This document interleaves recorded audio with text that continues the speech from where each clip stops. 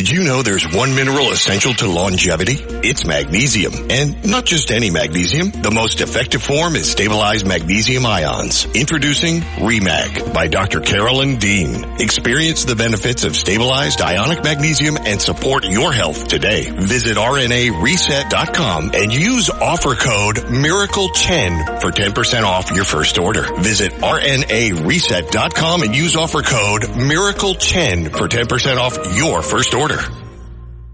And there have been these reports of late about these mysterious drones that have been flying now. I think it's a second week in a row over U.S. bases in the UK. What are they? Who's doing it? Is it like the Chinese spy balloon? Well, joining us now to talk about all of this is General Blaine Holt, retired U.S. Air Force Brigadier General, also former U.S. Deputy Military Representative to NATO. General Holt, first off, happy Thanksgiving. We love having you on. Happy Thanksgiving. What a great way to spend the afternoon with you guys. Hello from Idaho. Hey, oh, good for you. No wonder you're so happy. All right, now we know. You're not in New York. That's why you're so happy. It's crazy here. Fill us in. What do you think these drones are? What are these? And the report that just came out a little bit ago, the Pentagon says they are looking at it. They're taking it seriously. But, I mean, what could it be? Well, let me dispute something that the Pentagon said right away. If they were taking it seriously, we'd have a bunch of garbage drones lying around on the tarmac, and we'd be picking them up and finding out who they belong to. But that's not what we're doing.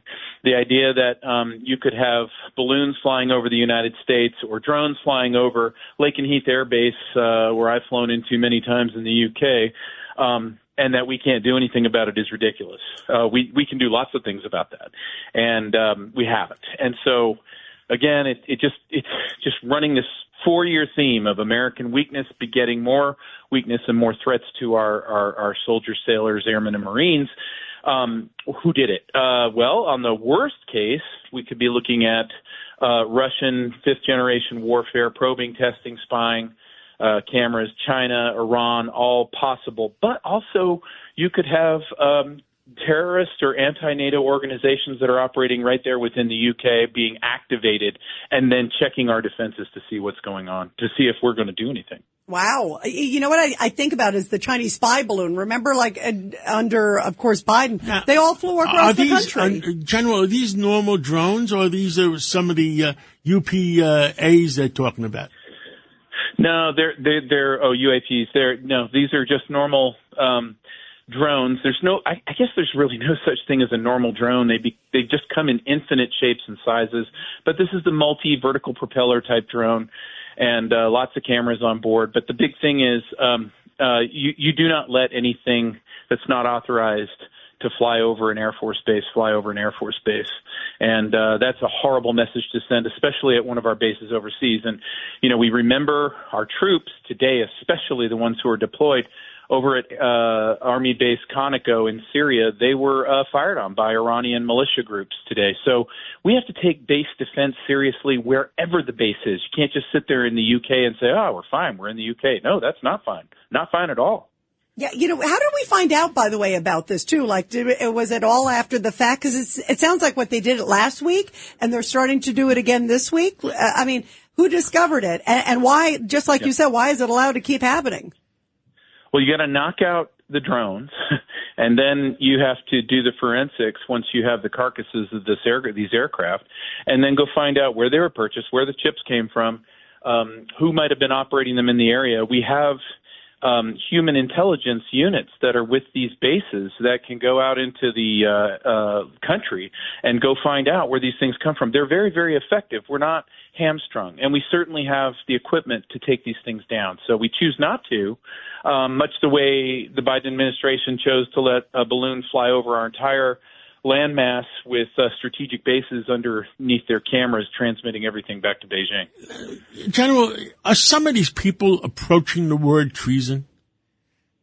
Oh, yeah. Look, I'm well beyond that. There's a lot of people that need to be held accountable, and the T word is should be commonplace in our vernacular now. You you violate Article 4, Section 4 of the Constitution, which is the protection of the United States at the federal level, and you have betrayed your country. And at the minimum, if you're given orders to stand down from defending servicemen, then what you should be doing is resigning. You should be resigning in protest if you're asked to look away while our security is being compromised.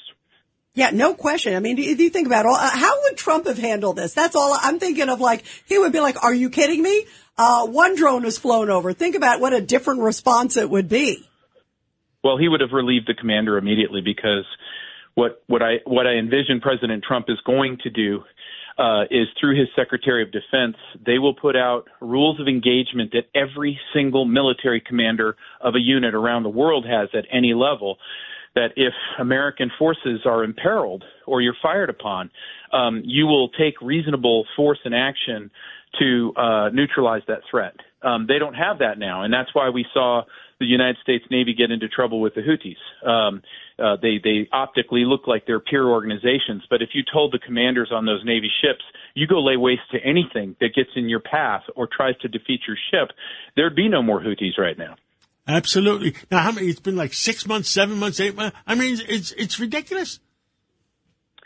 Every time we do this compromises our own security here at home. And I don't want to be a broken record on your show, but I will remind you both that we have fighting age men numbering in the unconscionable level of hundreds of thousands, millions here in our nation that could be activated as terror cells.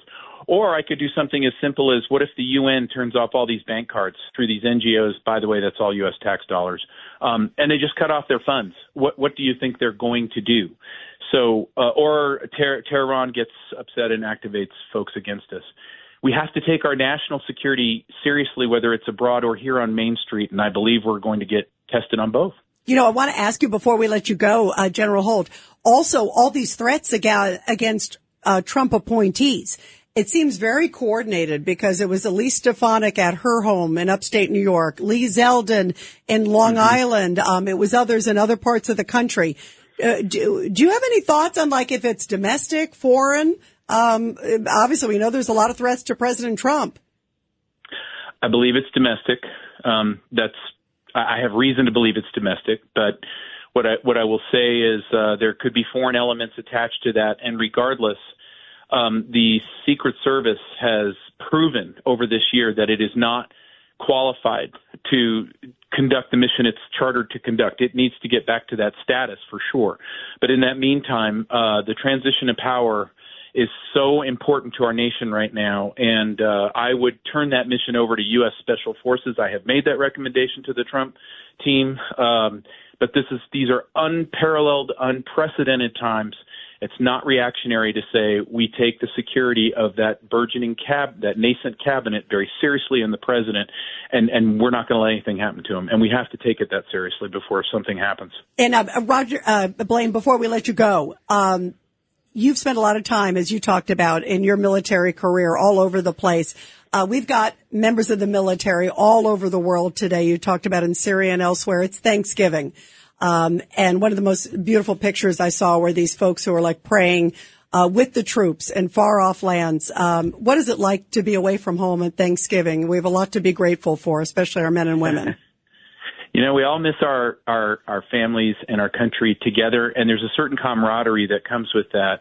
I'm always reminded of my favorite Thanksgiving when I was in Kyrgyzstan as the military base commander there, and we had the Mongolian army coming through and the Jordanian army going out, and we had the Kyrgyz there and American forces everywhere, and it was really like the multicultural, multinational Thanksgiving, and yet our hearts are always at home. It's just an amazing camaraderie that you have. Well, we are so grateful to our men and women. Thank you for your great service. Thank you, General Holt. General, thank you. Great to have you here. Happy Thanksgiving. God bless America. Why choose a Sleep Number smart bed? Can I make my side softer? Can I make my side firmer? Can we sleep cooler? Sleep Number does that. Cools up to 8 times faster and lets you choose your ideal comfort on either side. Your Sleep Number setting. And now during our Black Friday sale, save 50% on the Sleep Number limited edition smart bed. Plus free home delivery when you add a base. And Cyber Monday. To find a store near you, visit sleepnumber.com.